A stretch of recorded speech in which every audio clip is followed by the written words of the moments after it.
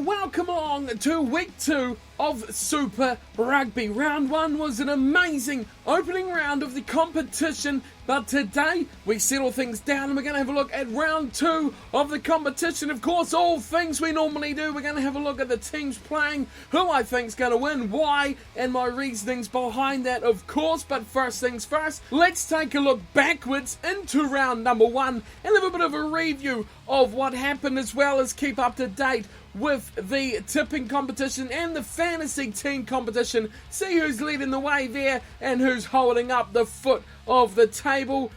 Kind of happy to say I'm not doing either of those, so it could always be worse. Now, round 1, of course, it kicked off last Thursday night with the Rebels up against the Blues. The Rebels at home, and just quickly, we're going to have a look back through these matches. Of course, the score there was 56 points to 18. A tough competitive match by both sides in the opening 40. But the second 40 minutes is where the Blues absolutely exploded and showed the capability that this team has. They were amazing in that second 40 minutes. Plenty of big names making the step up, of course, none more so than Rieko Ioane, who was outstanding for the Blues, but it was a bloodbath in the second half, and the Blues are far too good. 56 to 18. It puts my prediction quite considerably to bed, where I picked the Blues by 9, so got the right winner. The margin was a mile off as the Blues hammered the Rebels. The second game of the weekend was in Friday night. It was the Highlanders at home in Dunedin up against the Chiefs. Now, this one I had the Highlanders by just the smallest of margins, but it was one of those weird games where the Highlanders dominated and, to be fair, looked a better side, creating a lot more chances, had all the territory in possession, yet their mistakes is what the Chiefs lived off, and the Chiefs really took all the little chances they had, intercepts and drop balls resulting in tries. James Lowe, brilliant. He really helped my fantasy side pick up the points as he picked up the Highlanders pieces throughout that matchup, and ultimately good defence by the Chiefs and good turning over of opportunities into points is what led to their victory. Surprisingly, against the flow of the match as well, I might say. 24 to 15, the Chiefs deserved it by far. They were overall the better team defensively, and then taking their chances. The Highlanders did neither throughout that matchup. Third game of the weekend following that Highlanders match was from Australia, the Reds and the Sharks, and this was a cracker of a match as well. The Reds not as good as maybe I expected them to be. I really had high expectations. They were decent enough, but not up to that really competition-threatening level. The Sharks, an excellent defensive side, like we've seen in 2016 as well. This side is going to be a hard nut to crack in 2017 as well. The Sharks, they defended very, very well. They relied on Lambie for territory and for points as well. They all-round played both sides quite well. Yellow cards, I mean, does this series need to have a yellow card counter? Because I was taking note on Twitter for half of these matches. There's pretty much a card a match is how this opening weekend has gone. The new tackle rule, of course, coming up, well, in this match, especially for Carmichael Hunt, who got pinged for a high tackle, even though the man was falling into it. But the way the game is ruled now, that is still a yellow card offence, as the responsibility is on the tackler to make sure that he doesn't make that high tackle. So we've seen those very early on. In the end, the Sharks hung on just by the slenderest of margins, 28-26. My pick for that was the Reds by 5, ended up being the Reds by 2, so I got pretty close. I was quite happy with that one by those two teams. A good matchup in Australia. I think the Sharks are going to go all right this year, as well as the Reds. Right, our fourth matchup was, of course, the Sunwolves against the Hurricanes. Not much to say here. The Hurricanes, way too good. Absolutely hammered them from get-go to the very end. A huge scoreline, 83-17. That's 100 points exactly in the matchup. Sunwolves had no answer. They scored a couple of little consolation tries throughout the matchup, but the Hurricanes, far too good, as they just rolled through and easily took 5 points from that fixture. My pick was Canes by 22, so they exceeded that quite considerably by over 60 points. And yep, that's how that one went. A big win for the Hurricanes to kick off their season, best way they could do it. Crusaders, Brumbies, Crusaders at home. That was our next match of the weekend, and this was a real tussle. This was quite an arm wrestle between these two sides. The Brumbies showing a bit of that tenacity that we expect from them, and they're not really as bad as I thought most people gave them credit for. I thought the Crusaders would win this one by 15, and to be fair, they should have won it by 15, but you've got to give it to the Brumbies for holding them out for that long. The long periods of time in that match, the Crusaders were knocking at the door. Couldn't do it. Israel Dag influential, but I've got to credit the man I've probably paid out the most, Herrera from Southland, moving to the Brumbies, of course. He was decent. He was pretty decent, and we've seen a couple of New Zealand 10s going alright. Garden Basham, of course, the other one for the Rebels, who decent enough as well for that matchup for the Rebels. So the Crusaders, they eventually did knock it down, but again, it was a hard ask, and the Brumbies were in that match right till the bitter end. 17-13 was the final score for that one. The Crusaders just taking it right at the end. Now we made our way over to Australia. The Waratahs are up against the Force. Down for this one, I had the Waratahs to lose. The Force to win it by 4 was my pick, and by goodness me, it just about happened as well. The Waratahs just can't seem to play the Force, can they? They seem to really struggle against a team like the Force. We're going to probably look into these more in their next fixtures as well. We talk about them, the teams, as we go on. But the Waratahs looked half asleep. They didn't look interested at all. They were just all-round average. And the Force, they gave it a good toss up there, but they just couldn't quite get the job done. They were pretty good, the Force, for their standard. But in the end, the Waratahs just had that little bit extra that the Force just didn't quite have. In the end, final score there, 19-13. The Waratahs of the win. So I didn't even get the winner right on that pick. In the end, that one was a win for the Waratahs. Next up to South Africa, the Cheetahs and the Lions. Now, all you Cheetahs fans out there, well, you weren't far wrong, were you? The Cheetahs were pretty decent in their opening Super Rugby round. They pulled up just about the big upset in the opening round, just going down to the Lions by a paltry 3 points. Just 3 points.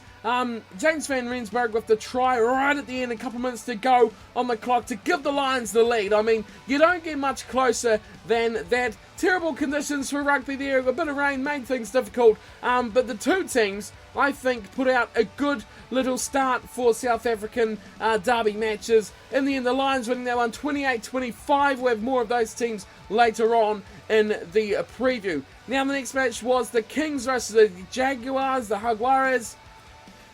Oh, I don't have much to say about this. The Kings scored points when the Jaguars were down to 14 men.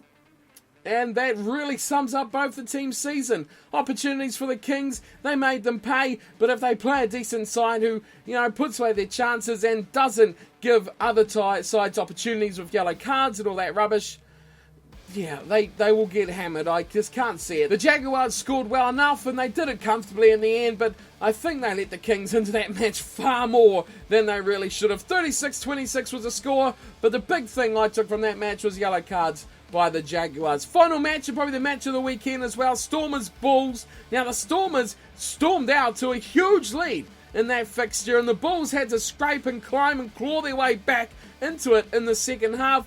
They weren't good enough to do it right at the end, but what was encouraging from this match was the type of rugby played, super attacking, especially by the Stormers, a team we know are capable, but we've finally seen what they can do. That was a very encouraging match from a South African standpoint, the Stormers and the Bulls, and I think if those two teams continue to play in that positive fashion, it could be a great season for them. So overall, that is the end of that round one of Super Rugby. So we're going to quickly have a look at the table of the predictor and of the fantasy team and see who is leading the way at the top.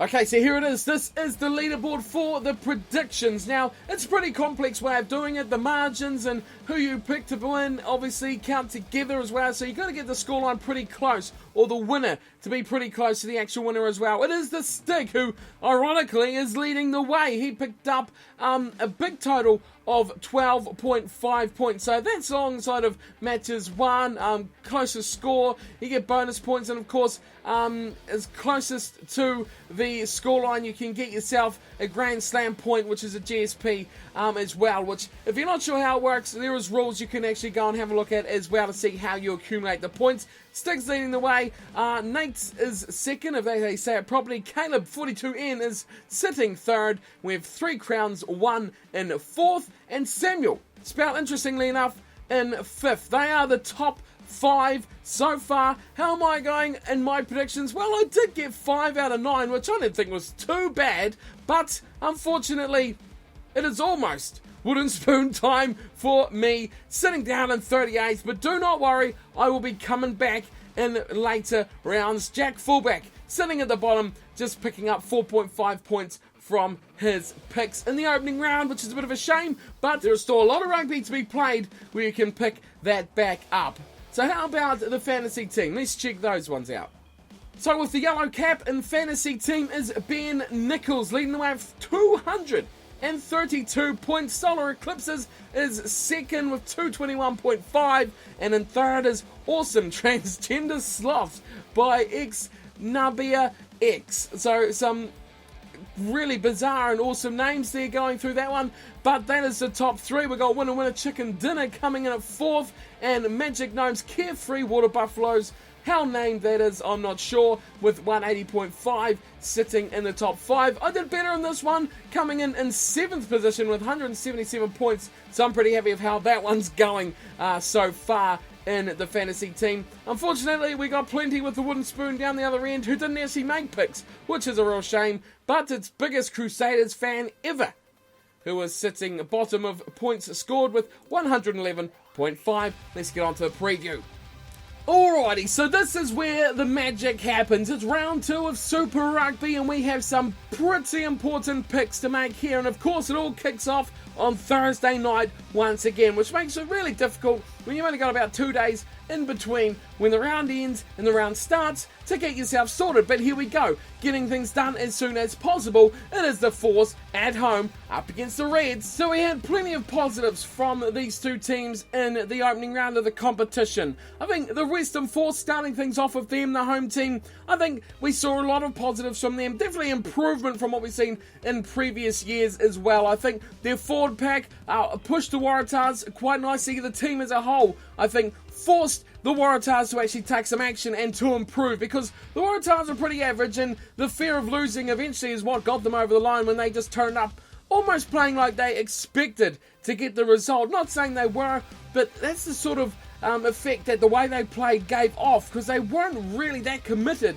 to the way they were playing, and the Western Force almost stole it from them, as they've done plenty of times before against the Waratahs as well. I think the Western Force are always going to be a team who are around that sort of area where they could actually threaten a lot of teams, just about threaten any team really, and possibly, most likely, will be doing some damage this season and upsetting some good sides as well, like we've seen them almost do against the Reds. Now, as for the Reds, I think they're much improved from last year. It's almost a given, just because of the players that they've turned up with. Even if they played poorly, they'll be better than last year. I don't think Cooper really set up the standard that I was expecting and hoping for him in the Reds. I thought he was rather average, tried to do some things, ultimately got shut down pretty bad from the Sharks defence, who, to be fair, they're a very good defensive side as well. So maybe that's why he didn't play as fluidly as we'd like to see him, because, you know, the Sharks, credit to them, an excellent defensive side. But I think the rest of the pack especially, stood out for me from the Reds. They were amazing. The likes of Higginbotham, especially the standout from that Reds team. Their pack went very well, and in the back line, the only man I really thought was half decent would have been Karevi, who stood out from that Reds team as well. Overall, a good performance from the Reds, a trying performance from the Force. I think this will be a decent little matchup for round 2 as well, because the Force playing aside, I don't know, are they really as good as the Waratahs Reds? I don't think so at this point in the competition. This will give them a little bit more chance. I think they would have taken a bit of promise and a bit of faith from that opening round matchup, and they go into this against the Reds. Really, they could threaten to do something good here, knowing that they're probably lowering their standard a bit of who they're against. But then again, the Reds certainly have that capability and that ability in players that they could certainly raise up to that next level. So a chance for the Force, but ultimately I'm going to be going with the Reds, and I've got them winning by 18 over the Western Force. So I think they might do it quite comfortably. The Force, a good 40-50 minute battle, could be on our hands for Thursday night in round 2 of Super Rugby. But the big ones are still to come, and the biggest of all, I think, in this round almost, and really tough one to pick, is the Chiefs up against the Blues. Now, the Chiefs and the Blues were two teams that really stood out and impressed from the New Zealand Conference. The Chiefs not expected to win down in Dunedin, and the Blues, a lot of people were expecting the Rebels to knock them over at home at Amy Park as well. So, a couple of wins that weren't expected, but you do know that if these teams hit their own straps, that they are more than capable on paper of doing the job. And we've seen that from both of them as well, that they can do the job at hand. Now, this is going to be a cracker. I think this is just about going to be my match of the round. We've got some other good ones as well further down the list, but, this is a great start to your weekend to sit at home and watch the Chiefs and the Blues, which could be a stunning game. The Chiefs, what we've seen from them in round 1, we've talked about a little before. We're probably going to go over the same things again, but they were brilliant from the little amount of ball they had. To score that many points and tries from having very little ball to even use and play with is quite extraordinary. I think they did a great job of just getting into that game with points on board, and the more points they got, the more flustered the Highlanders become as well, which just made things better for the Chiefs. And then when the Highlanders really started running out of ideas, the Chiefs started getting more ball, and as a result, things just slowly but surely turned more and more into the favour of the Chiefs, who had by far the superior game plan. And they played it perfectly as well. The few chances, like I said before, they took with perfection. James Lowe,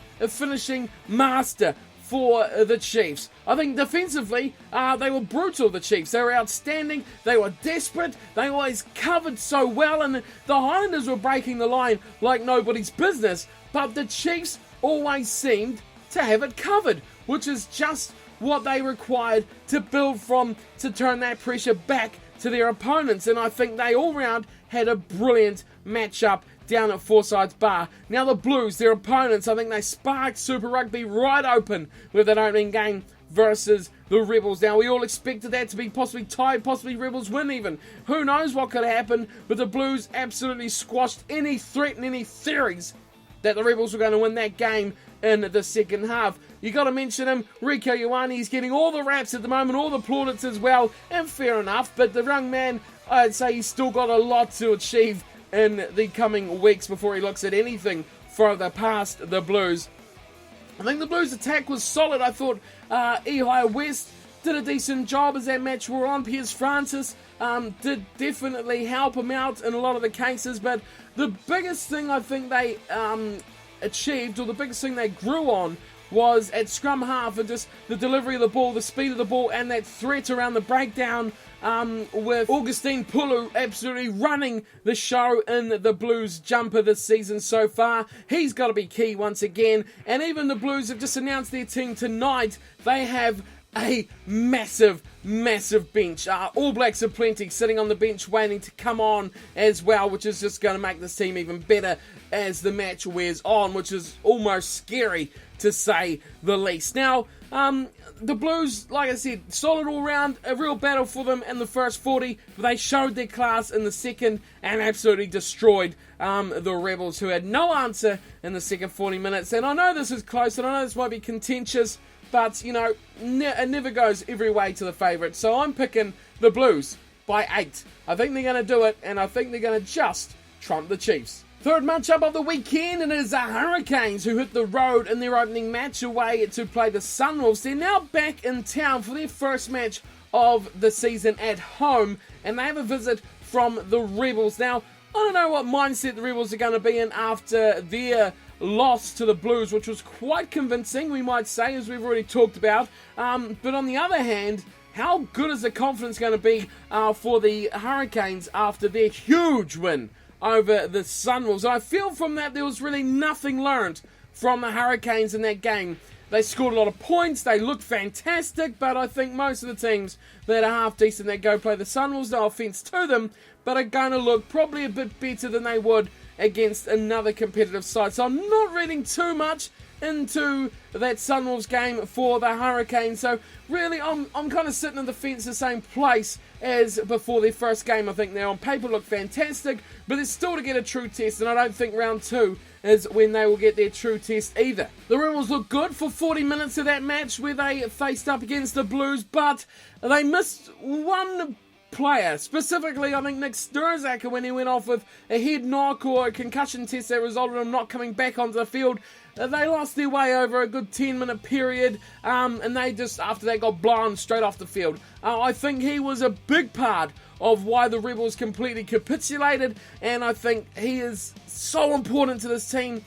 He broke the line so much when he was playing, when he was actually starting on the field. After he went off, they lost a lot of that spark, a lot of that drive, and a lot of those initial breaks that kind of put them on the front foot and put them going in the right direction, that kind of flowed on with the rest of the players as well. And I think they need that here against the Hurricanes, who I think are going to be even more of a threat to them than the Blues were, and the Blues put 50 on them. I think the Hurricanes could do even worse, which would imagine that 2 80-point wins in a row, or two matches with 80 points on their opposition in a row. Almost unheard of in Super Rugby, which has such a high standard, but the way the Rebels were in round 1, it's hard to see much else going their way. If Sturzak isn't ready for this match, I'd hate to imagine that he's not. I mean, he has to be, really, but if he was out on the off chance through his concussion injury, then this is going to be a really, really bad day for the Rebels. And it's got to be said that the Rebels, they need him, and they need to find some more of what happened in that first 40 minutes. And they can't rely on one man that much, but I think their future is definitely interesting. They've got a lot of young, up-and-coming players, and I think it's definitely, the road is forward for the Rebels is up, but it's going to be a rough ride, especially this round and the last round as well. It's going to be tough for the Rebels, but once they start getting a couple of wins under their belt, a bit of confidence, things could change quite quickly for the Rebels. In this one, I've got to go Hurricanes, and I'm going to go with them big as well. I'm going a bit more confident than last time. I'm going to say they'll smash the Rebels by 22 points in this fixture. It's really a no-brainer. I hope the Rebels do improve. They've got a decent enough side, but it didn't look good that second half against the Blues. So we've already had one amazing looking New Zealand derby match from round 2. We had the Chiefs and the Blues. Now we've got another cracker, and it's the Highlanders at home against the Crusaders. Two teams that I think didn't really look anywhere near their best in round 1. The Highlanders made some amazing chances. Line breaks aplenty. Players were doing well. Rob Thompson was fantastic. Naholo was brilliant. I thought Lema Sopawanga controlled the game like a peach. He was brilliant in his kicking ability, his passes. Oh, amazing passer is Sopawanga. To have Aaron Smith with bullets out to Sopawanga with bullets out to danger men like Naholo and Thompson, and Fekitoa's been fairly average recently, but you know, if he finds some form as well, I think they could do something. Their attack looked amazing. Big loss for them could be the possibility that Ben Smith could be out for a couple of weeks after that high ball jump against Damien McKenzie, where he smashed his head against the ground. Nothing malicious in it from either player, but just a bad landing and unlucky, really, by the two of them. Ben Smith, a huge loss if he cannot play, but I feel they got decent backup there. Matt Faddis could easily come to that team, cover fullback like he has before, but you know, quality like Ben Smith, there's only one Ben Smith in the world. If the Highlanders can click, they can certainly win this game. No problem about it whatsoever. But they just need that final pass, that final little bit that'll make the world of difference to their team. Can they do it? I don't know. It's tough. It's such a big part, but such a little part as well. Little things that can make a massive difference. As for the Crusaders, a big loss for them. They've lost Richie Mo'unga for 6 weeks, which is huge, because like I talked about in my round 1 preview, he is chasing an All Blacks jumper. 6 weeks, that's a long time. He's looking what? Middle of April before he's going to be back, end of April. That's a long time. That's a lot of Super Rugby to miss out on, and it's going to be a massive area that opponent teams are going to target, especially the Highlanders. They got Sopawanga. You know, he knows what his place is. He's chasing an All Black jersey as well. They're going to bring in the likes of a Marty McKenzie, decent player, okay player. A team around him good. He can look pretty good as well, but still, he is no Mo'unga. Mo'unga has come a long way in the last few years, and I think it's going to be a massive loss not having him in that team. The Crusaders really had to battle in round 1 against the Brumbies, and I think there's a lot of room for them to go up. I don't think they can get too much worse, the Crusaders, but it's whether, like we talked about, their slow start, how long does it go on? Is it going to be round 5, round 6, round 10 before the Crusaders really get pumping? Because, again, they're average. How many wins can they scrape together before they start clicking towards the end of the season is going to be massively decisive for this Crusaders team heading for the rest of the season. But they lost at 10. That loss at 10 is massive, and that's a big thing for me. And because of that, I'm going Highlanders just by a slender margin. No, 6 points to the Landers. I think they're going to click a little bit better. Another week in the competition is only going to do them well. And Ben Smith is a big loss as well. But I think not having that pivot, that number 10 of class, is going to cost them for their playmaking. And it's going to put a lot more pressure on players outside as well. So Highlanders by 6 is my pick. Right, we move our way over to Australia, and the Brumbies are going to be hosting the Sharks. Now, the Brumbies were pretty good. We talked about it already. They showed a lot of fight, a lot of desire, a lot of that gritty kind of tenacious attitude that the Brumbies have shown over the years. The star power isn't there, but they showed that they can do the job against the Crusaders as well. They held them out for a long time. Defensively, they were quite good, I think. Defence was very much tested, and very much was given a pretty good pass mark as well against a decent attacking Crusaders side. Like I've already talked about as well, Herrera at fly half I thought was pretty good. He played a lot better than I expected. A young man, only playing ITM Cup, and he's come up to Super Rugby, and I think he's done himself no injustice whatsoever. He performed pretty well, and he kicked very well as well, which is very much impressive. And he guided this Brumbies team around quite nicely, especially with Wallaby backs outside him. He had the ability, and he used them very well, which I was very impressed with how Herrera played. He's got a bigger task this week, though, against the Sharks. Now, the Sharks are the masters of defence, and it almost got them the win against a pretty decent Reds outfit as well. They need to work on their attack. We talked about it last year as well, but defensively we know what the Sharks can do, but you don't score points for defending. That's the only problem with the Sharks. They're going to have to really have a gritty, downbeaten game just with penalties. I mean, they've got attacking ability. Lambie is a decent enough player. He's not the world's best, of course, but he is a good international level player, and you've got to get guys up there, and you've got to get them attacking as well. So, work to do for the Sharks. The Brumbies, I just don't know what kind of Brumbies we're going to see. They showed a lot of fight, like we talked about, but just how much can they control a game?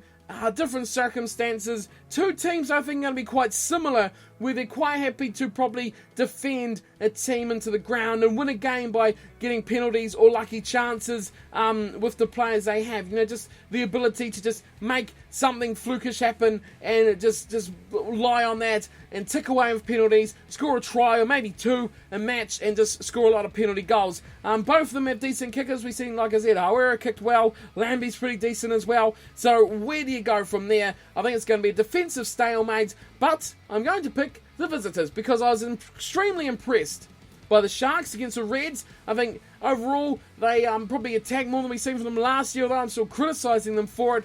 They were better, improved, and I think, you know, it's got to be good for them. They don't like playing in Australia, they don't like playing in New Zealand, but still, I think they are one of the better South African sides. Don't have the attack of the Stormers or the Bulls, but defensively and turning it into points through penalties and that, I think they will slowly but surely grind down the Brumbies better than the Brumbies will grind down the Sharks, if that makes any sense whatsoever. I've got the Sharks by 12 for that match, and I think that should be a good one as well. Next up, we possibly have the hardest game to pick, just because these teams have had such average starts this season, and they're just average by nature as well, by history. It's the Sunwolves up against the Kings. How do you pick? You know, how do you pick a highlight? How do you pick something, a strength from these two sides? I really, really don't know. The only thing I know from this match is the people watching probably won't be too rewarded with good, high-quality rugby, which is a really, really big shame. It's tough to see too many pluses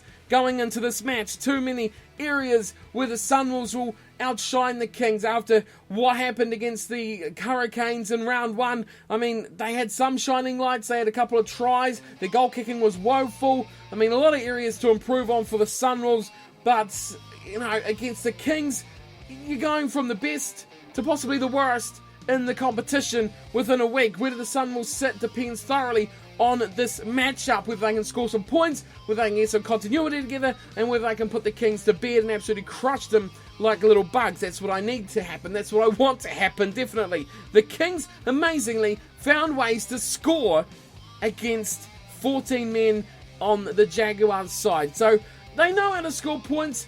I've ripped these guys up a lot, but they scored a decent amount of points against the Jaguars, even when they had men in the bin as well, which is when they scored the most. Ill discipline really was the advantage to the Kings. I think that's the difference between that match and what may happen in the future for the Kings as well. I think home advantage is going to be key on this one. So Sunwolves, big crowd behind them. The Japanese people, they're passionate. They love their rugby. They love to go out and watch, and they support that team through thick and thin. No matter what happens, they'll be out there supporting them, and that's great, and that is a huge boost. And I think the Sunwolves need to win this game, because if they do, the pressure of not only the competition, but all the threats of getting rid of a team and all that crap, it goes firmly 100% on the Kings. Whereas if they lose, it kind of shifts back to the Sunwolves as well. So I'm going to be positive. Sunwolves by 8, and they're going to win this one, and they're going to hopefully do it by more, but I won't mind if it is just by 8 as well. Okay, back to South Africa we go now, and the Lions, the defending second place getters, are up against the Waratahs. Now, big thing here, this one is in South Africa. Now, the Lions, you remember, up against the Cheetahs in round 1, they were lucky, very lucky, to escape with the victory. The weather was poor, it was average, it made for not too great running rugby, but the two teams still did perform very, very well. I think in that match we talked about it, yellow cards, a decisive factor. The Lions really had to come from behind and do something special to actually get that win against the Cheetahs, who, you were right. You guys were right. The Cheetahs, they're not that bad. They're not that bad. And I've read a lot of things saying about how the Cheetahs are going to be rubbish this year, and I'm kind of turning the corner. I'm with you guys. I think the Cheetahs could be a decent side in 2017. I certainly hope so as well. And I think, not talking about the Cheetahs anyway, they're coming up later, but the Lions are the team we're watching. Like I said, way back when we reviewed the teams, the core is still there. I mean, the De Klerks, the Yanchees as well, they were key. Getting points on the board is the big thing. The Cheetahs matched them though, it was a great game, and the Lions got thoroughly tested in their opening match, and I think it's going to continue from the Waratahs if the Waratahs turn up. Like we talked about, their attitude was, pretty average. It seemed like going into that match in round number 1 for the Waratahs against the Force. They looked lost. They looked without too much idea. They were kind of fumbling around in parts. It's just that worrying Australian thing that we've seen from the last couple of years, where they just don't seem to have that 100% game plan in their match preparation. The Force always seem to be that team that can find and exploit weaknesses in the Waratahs, and if teams are clever, they'll watch that match 100 times as well to know where to attack this Waratahs side, and I think the pack is probably their strength, and I think that is what guided them forward against the Force and ultimately led them to that win. They got some big ball runners, big players, and they just grabbed that game quite well when most of the team was not too bothered about how they were going. In the end, the Waratahs, they need to pick up, they need to step up if they're going to even challenge the Lions, who they got a wake-up call. The Lions got a real big wake-up call and having to really struggle to beat the Cheetahs. The Tars, they're going to need the same, but I don't think they really got it against the Force. I think they got a bit of a kick in the nuts, but they didn't really seem to snap out of it and do something amazing. They just meandered their way to a victory, just doing something when they had to, not because they wanted to. That's what the kind of impression I got from the Waratahs, which is a bit of a shame. Overall, a lot of reasons here, but the Lions I'm going to pick for this one by 17, thrash the Waratahs. South Africa, home ground advantage, the Lions all the way to beat the Tars.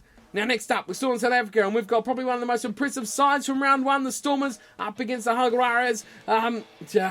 This is tough. I mean, I really like the Jaguars. I want to see them do well, but the Stormers, they were class. They were class. They were probably one of the most impressive sides from round 1. Big loss, though, for them is Highlanders, who was out for 3 months, I think I read as well, which is huge, because they've lost De Jong. They don't have Hugh Jones as well, who's away with Scotland.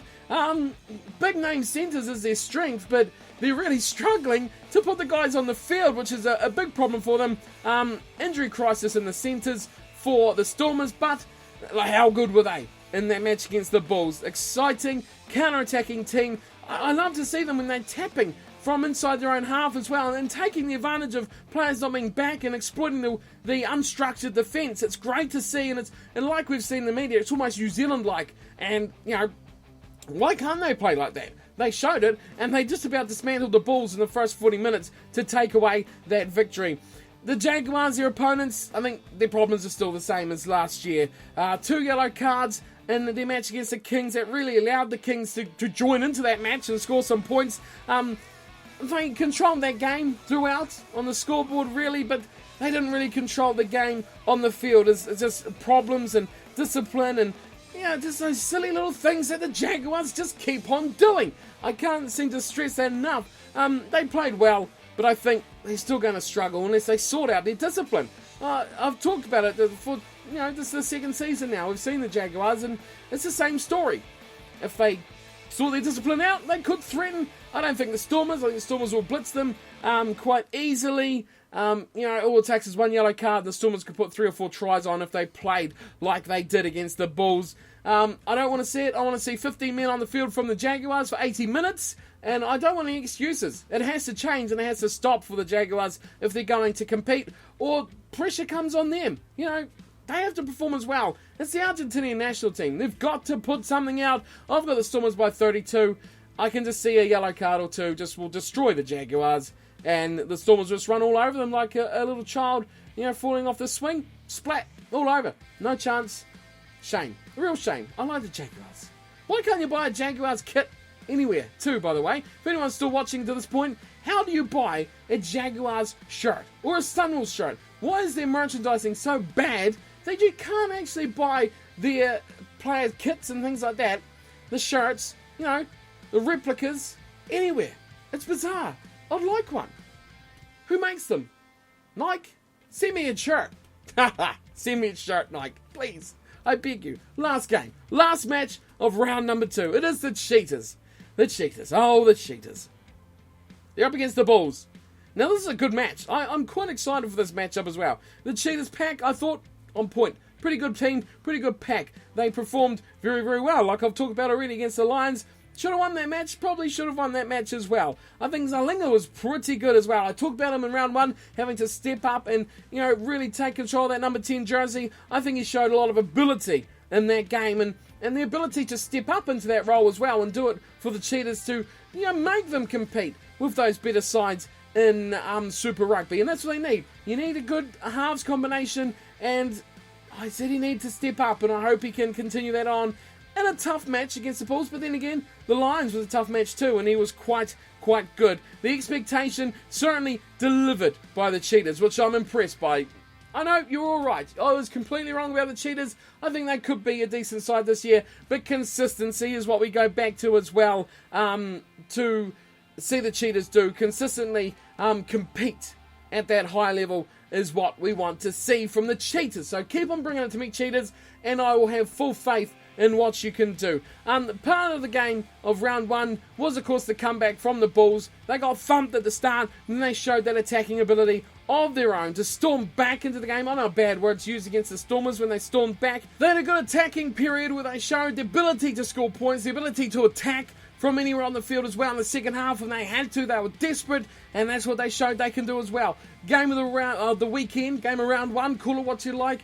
The Stormers and the Bulls, we saw 2 teams who are not afraid to attack, and that's what we want to see in Super Rugby. We want to see the best teams doing the best job, scoring the points, running long range. It's what the kind of entertainment value of the game is, and I think it's good to see the Bulls doing it as well. We've seen it from the last season that they had the capabilities to do it, but they need to build on it even more and turn it into consistent points and ability.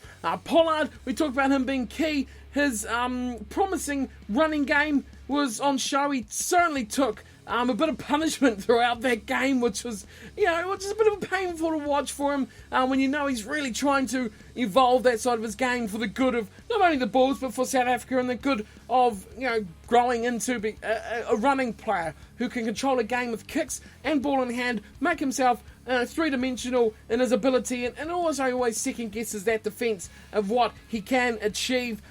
Big question mark though is Jesse Creel at fullback. Again, I mean, I questioned this last season too. It just puzzles me as to why they keep putting him back there when he is a standout centre. And I think having him in there is, he needs to be in the back line, getting the ball more. It's sort of the opposite to Israel Folau, who I think in centres for the Waratahs was pretty average. Didn't hardly touch the ball, had about 4 runs or something for 15 metres.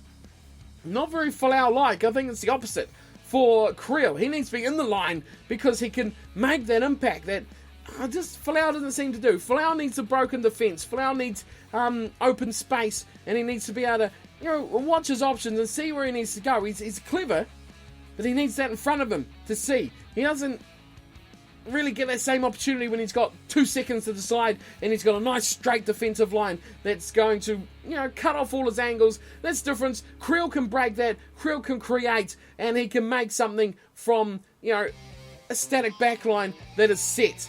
That's the difference between the two. I think Creel most certainly is better off in the back line, but who am I to say? The more we see him, the better. South African option at fullback, I don't know if I'd want to test that out. He's definitely got to be in the centres to get the best out of him. That's just my opinion, though. That is just my opinion. Of course, like this whole series is my opinion. Final match of the round, I'm going to go with the Bulls. I'm going to go with the Bulls by 11 points over the Cheetahs. Sorry, Cheetahs fans, you can feel free to abuse me when the Cheetahs win. A possibility, of course, that they do. So, what are your picks is what I'm interested to see. Get yours on the SuperBru side, of course, and have your say in the comments below about who you think is going to win. A cracking amount of matches in this round as well, which should make for some exciting viewing. Some big derby matches. It's going to be tough to call all these games.